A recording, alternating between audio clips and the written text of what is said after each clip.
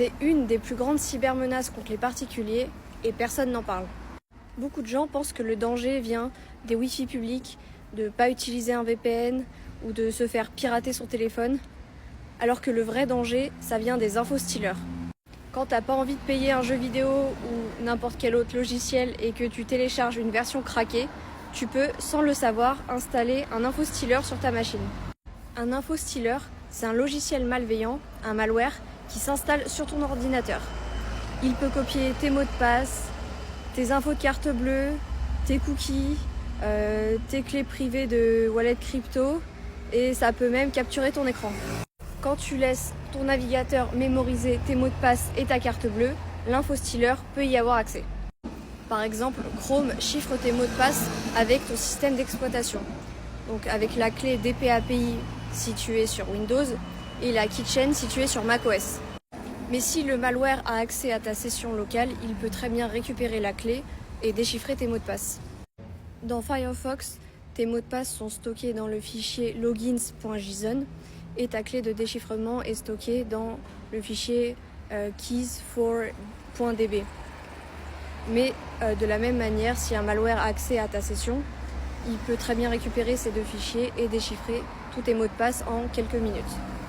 Pour te prémunir de ça, sur Firefox, tu peux définir un mot de passe principal, mais il faut aller dans les configurations et en vrai, pas beaucoup de gens le font. C'est pour ça que je vous déconseille de stocker vos mots de passe et votre carte bleue aussi dans votre navigateur. Si vous avez un infostealer et que vous utilisez un KeePass, ce qu'il va récupérer, ça sera chiffré. Donc sans votre mot de passe maître, il ne pourra rien voir. Les infostealers volent aussi les cookies en mémoire de navigateur.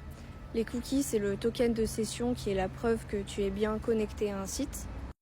Et si un attaquant a accès à tes cookies, il peut se connecter au site que tu visites sans avoir besoin de mot de passe et parfois même sans avoir besoin du MFA.